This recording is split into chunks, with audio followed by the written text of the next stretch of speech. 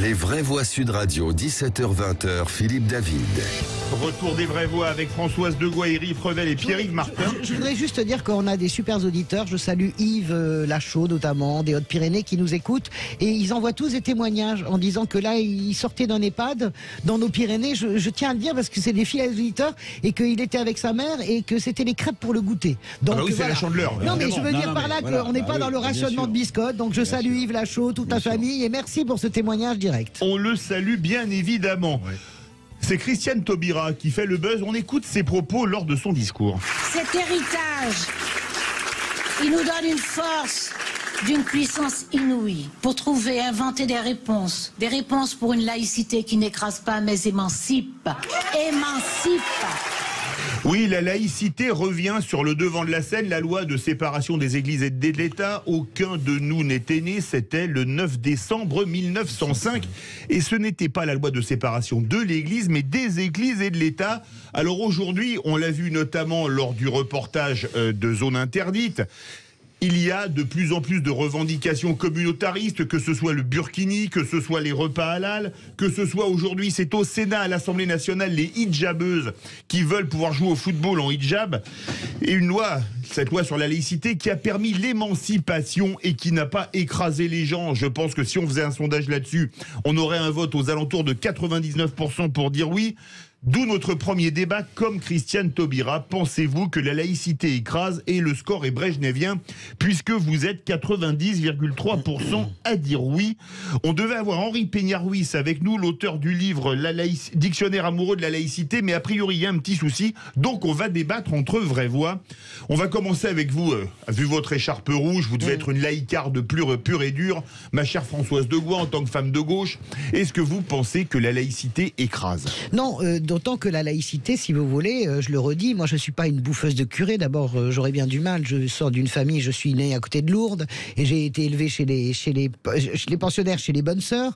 Donc, je vous remarque qu'on ne vous a pas canonisé. Non, mais je veux dire par là que voilà, je suis très lié à des gens qui sont évidemment de confession, des grands croyants du judaïsme, de l'islam également, bouddhistes aussi. Donc je n'ai pas de problème avec les religions. Je pense que la laïcité a ceci de grandiose. Cette loi est parfaite en ce sens qu'elle respecte ceux qui croient au ciel et ceux qui n'y croient pas. C'est-à-dire que chacun est libre absolument de sa croyance. C'est ça qui est très puissant en fait dans cette loi. C'est-à-dire que la laïcité ne signifie pas bouffeur de curé ou bouffeur d'imam ou bouffeur de rabbin ou bouffeur de moine bouddhiste. La laïcité, c'est comment dirais-je, c'est une loi émancipatrice. Chacun dans son fort intérieur, intituae personae, dans sa sphère privée, a le droit de croire ou de ne pas croire.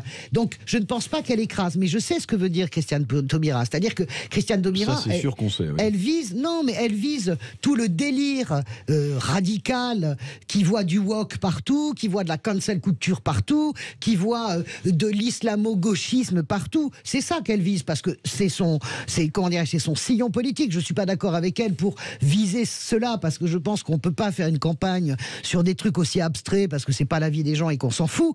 Mais je comprends pourquoi elle dit ça. Elle dit ça pour ça. Elle tape tout. C'est le pendant direct, c'est le contrepoids direct de Zemmour et du printemps républicain. Je pense que ça serait bien du coup que elle utilise les bons termes, même si on est dans une surenchère de phrases chocs et de mots-clés. La laïcité, comme vous le disiez, c'est la liberté de croire ou de ne pas croire, et c'est bien encadré, et ça n'a rien à voir avec les visées qu'elle peut avoir. Après, l'autre élément, c'est... comment ça se fait que personne, en tout cas j'ai rien entendu de tel, aucune vraie voix finalement, ne porte quelque chose de différent, ne rappelle ce qu'est la laïcité, rappelle aussi simplement le vivre ensemble, la difficulté de construire ça dans la durée, et puis aussi ce sujet de laïcité autour de... Tout le monde est égal devant la loi, quelles que soient ses origines, ses croyances, etc. C'est aussi ça, c'est la liberté de croire ou de pas croire, c'est la séparation de l'État et de l'Église, mais c'est aussi ce principe d'égalité qui régit notre République devant les institutions, devant la loi. C'est essentiel. Et si un responsable politique vient jouer des amalgames autour de ça, je trouve ça dangereux. Et donc du coup, j'aimerais bien effectivement entendre un peu plus de voix en France qui viennent recadrer les choses. Éric Revel. Dans le livre que vous mentionnez tout à l'heure, que j'ai écrit pour la présidentielle, Fenêtre de tir, je consacre 2 chapitres à la laïcité. Moi, je considère que la laïcité, c'est le dernier pilier très solide de la République française. Donc il ne faut pas jouer avec la laïcité. Il ne faut surtout pas affaiblir la laïcité. C'est un principe républicain fondateur sur lequel s'échafaude depuis longtemps la société française. Une fois que j'ai dit ça, j'entends ce que dit Françoise. Elle dit, on voit bien pourquoi Taubira fait ça, parce qu'elle voudrait essayer de démontrer que l'islamisme ou l'islam, je ne sais pas trop, n'a pas à être montré du doigt, que le wokisme, que la cancel culture sont des sujets annexes. Ben moi, je pense exactement le contraire. Quelqu'un qui veut sortir de la laïcité parce qu'elle écraserait tout, et là je vise Madame Taubira, c'est quelqu'un qui, pour moi, s'inscrit en dehors du champ républicain. Parce qu'encore une fois, la laïcité, on ne s'amuse pas avec. Alors, maintenant, il y a une visée politique évidente. Je poursuis l'analyse de Françoise. C'est que évidemment, l'autre figure de la gauche, de l'extrême gauche, qui est positionnée sur ce type de concept, c'est Jean-Luc Mélenchon. Non, pas comme ça. Pas comme ça, ou voire pire. Donc, ce que je veux dire, c'est qu'on voit bien que là, il y a quoi ? Il y a qui va être plus radical que l'autre sur ce genre de thème, que Taubira frémit un peu dans les sondages, qu'elle peut siphonner une partie, pourquoi pas, de l'électorat de Jean-Luc Mélenchon, et qu'il y a une sorte de course dangereuse, à mon avis, à l'électorat des cités, ou à l'électorat de cet islam politique, ou de cette déviance du monde musulman qui est minoritaire, mais qui est bien là. Et on voit bien que c'est cette course à la pêche aux voix qui est enclenchée. Et je trouve ça extrêmement dangereux, parce que non seulement la laïcité, encore une fois, je le dis, et je l'ai écrit, c'est un pilier de la République française, mais parce qu'il y a des thèmes sur lesquels il ne faut pas s'aventurer, surtout dans un pays fracturé et communautarisé comme le nôtre. Direction, on va à Guylain Chevrier, vice-président du comité Laïcité République. Bonsoir Guylain Chevrier. Bonsoir. Merci d'être avec nous sur Sud Radio au Débeauté. Qu'est-ce que vous pensez de cette phrase « la laïcité écrase » ? Alors, je crois que tout d'abord, il faut bien sûr rappeler que la laïcité est tout d'abord un principe fondamental de l'État, qui protège la liberté de conscience. Et qui est dans la Constitution. Et qui est d'ailleurs effectivement dans l'article 1er. L'article 1er de notre Constitution. La France est une république indivisible, laïque, démocratique et sociale. Et d'ailleurs, on remarquera le lien entre laïcité et entre la dimension laïque de l'État et sa dimension sociale, qui sont indissociables, parce que la laïcité de l'État, c'est aussi l'égalité entre tous les citoyens, un État impartial parce que non religieux, et donc qui permet de traiter l'ensemble des membres de notre société sur le plan social de la même façon. Donc on comprend mal comment Madame Taubira, qui se positionne à gauche comme défendant effectivement l'égalité sociale, en tout cas une démarche qui relève de la justice sociale, peut commettre une telle bévue. Françoise Degois, vous êtes d'accord, c'est une bévue ? Non, pas du tout, c'est pas une bévue, elle le croit vraiment. Elle pense qu'il y a une façon d'utiliser et d'instrumentaliser. Je ne dis pas que je suis d'accord avec elle. Je pense qu'en plus, Christiane Taubira ne vole pas d'électeurs à Jean-Luc Mélenchon. Bien au contraire, elle en vole à Yannick Jadot et à Anne Hidalgo. Non, elle en a pris à Hidalgo ou Roussel aujourd'hui. Mais elle n'en prend pas du tout à Mélenchon. Il n'y a pas de combat entre ces deux-là, pas du tout. Il s'additionnerait plus qu'ils ne se combattent. Mais je veux dire par là qu'elle vise l'instrumentalisation de la laïcité. Moi, j'en reviens à ce que dit Pierre-Yves et Éric, je suis d'accord, mais pas pour les mêmes raisons. On ne peut pas jouer. Non, mais on va tomber là-dessus sur la responsabilité de la parole politique. On ne peut pas jouer avec la laïcité qui est un pilier. Je suis d'accord avec Éric. On ne peut pas jouer dans un sens, le sens de Christiane Taubira, c'est-à-dire qu'elle envoie un message, mais je ne crois pas que c'est la pêche aux voix. C'est sa conviction depuis toujours. Christiane Taubira, elle dit, voilà, c'est une militante antiraciste, c'est une militante pour l'égalité depuis toujours. Il y a pas, on découvre pas Christiane Taubira et elle ne veut pas de stigmatisation sur les musulmans et sur l'islam, voilà, ça c'est clair. Mais je crois qu'on ne peut pas non plus instrumentaliser la laïcité d'un autre côté, c'est-à-dire tourner tout en ridicule. Vous savez, tout le monde est woke, vous savez, le wokisme c'est très bien, être éveillé aux injustices, après en faire une espèce de caricature délirante, folle, avec des cas, c'est vrai que des cas qui se posent un peu là. Aux États-Unis, c'est là que ça va pas. En France, mais surtout aux États-Unis. Je veux dire par là que il faut pas instrumentaliser accepter, instrumentaliser ce concept si puissant, ni dans le sens de Christiane Taubira, ni dans le sens ni d'Éric Zemmour, du printemps républicain, de l'ensemble, si vous voulez, des intellectuels. Je pense à Raphaël Enthoven, que j'aime bien, mais qui raconte à peu près n'importe quoi. Et si c'est possible, c'est peut-être parce que notre société, notre modèle de société est un peu à bout de souffle et un peu en course folle. Moi, je suis extrêmement choqué de voir que toutes ces interventions sont possibles et ne génèrent pas plus que ça de réaction. Quoi. Je trouve ça dingo. Alors, vous pensez comme Éric Revel que c'est pour draguer des voix? C'est ce que vous avez dit, Éric Revel. Oui, mais c'est pas, bien sûr, mais c'est pas nouveau. C'est surtout pour exister. C'est surtout pour conséquences politiques, pour récupérer des voix, ce qu'on est prêt à dire. Non, mais c'est pas tant pour récupérer des voix, à mon avis, même si c'est la finalité. Elle est candidate à l'élection présidentielle. Mais c'est pour exister, parce que son premier enjeu pour l'instant, c'est de réussir à exister sur un périmètre qui est pas si évident que ça, compte tenu de la concurrence très court en faiblesse de la Chevrier. Oui, mais je suis d'accord avec le cri du cœur de Pierre-Yves, mais soyons complets. On est dans un temps où on peut raconter n'importe quoi. On l'a entendu avec Benjamin Castaldi. Oui, mais Benjamin Castaldi n'est pas candidat à la présidentielle, excusez-moi. Je peux terminer. Vous allez voir, ça va venir. Mais je vais terminer. Où on est capable d'entendre les horreurs permanentes, quasiment quotidiennes d'Éric Zemmour, pardonnez-moi de vous le dire.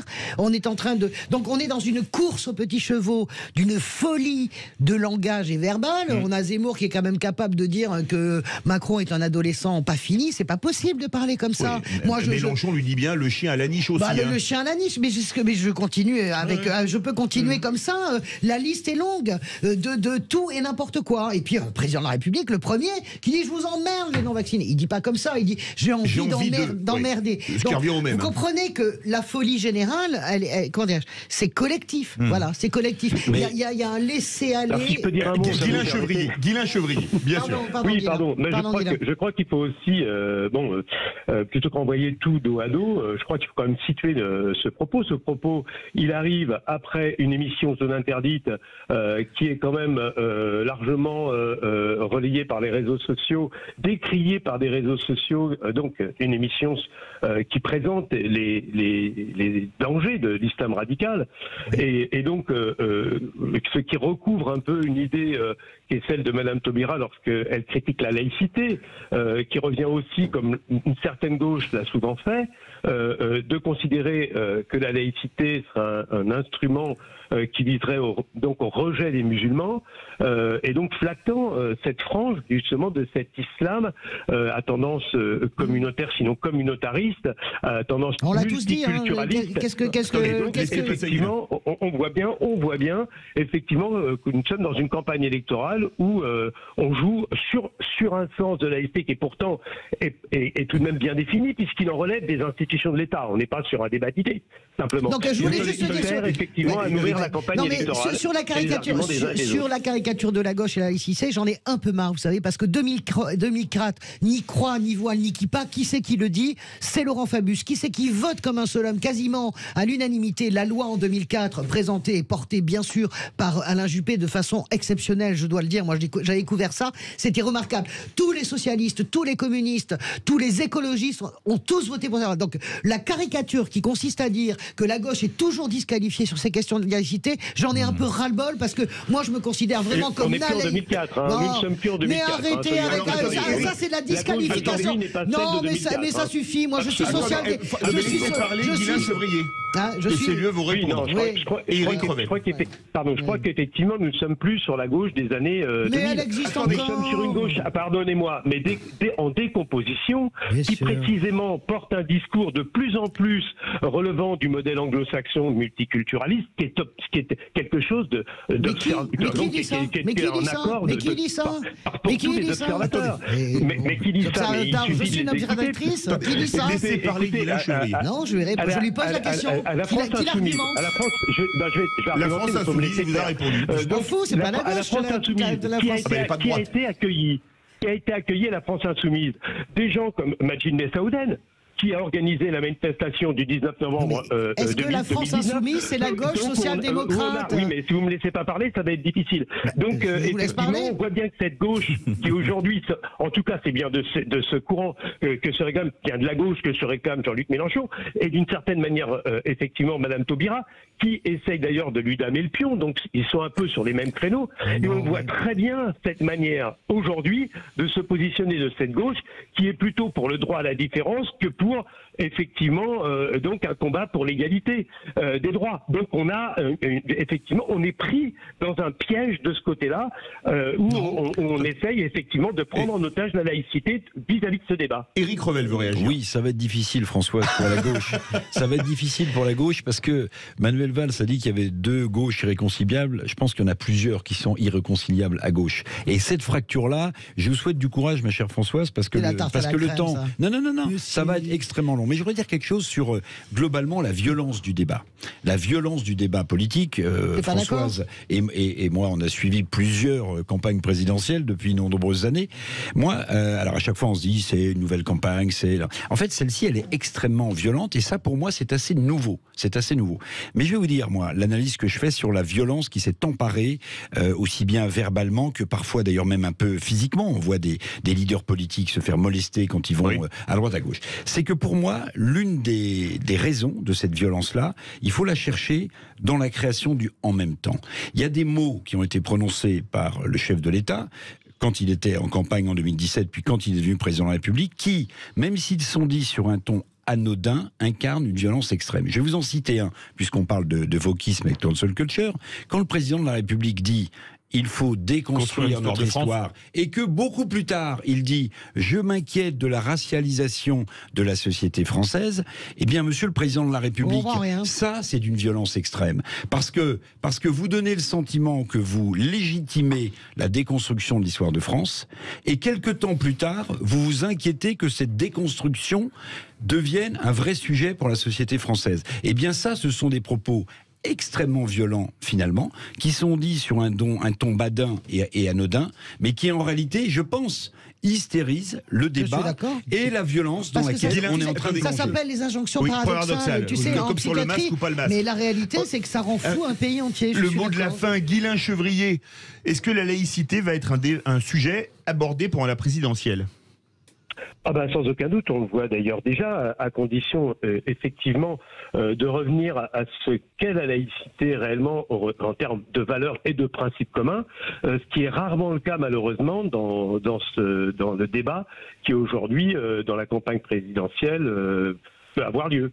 Et donc, je crois que la première des choses, c'est d'y revenir de manière un petit peu sérieuse pour éviter, effectivement, donc qu'elle soit instrumentalisée. Merci beaucoup, et merci beaucoup d'avoir remplacé Henri Peignard-Ruiz en dernière minute, Guylain Chevrier. Je rappelle que vous êtes vice-président du comité Laïcité République. Verdict sur Twitter, comme Taubira. Pensez-vous que la laïcité écrase ? Vous êtes 90,9% à dire non. La chronique présidentielle de Philippe Rossi, ça vous chante, les vraies voix ? Bah oui. Et ben c'est tout. Ça nous manquerait.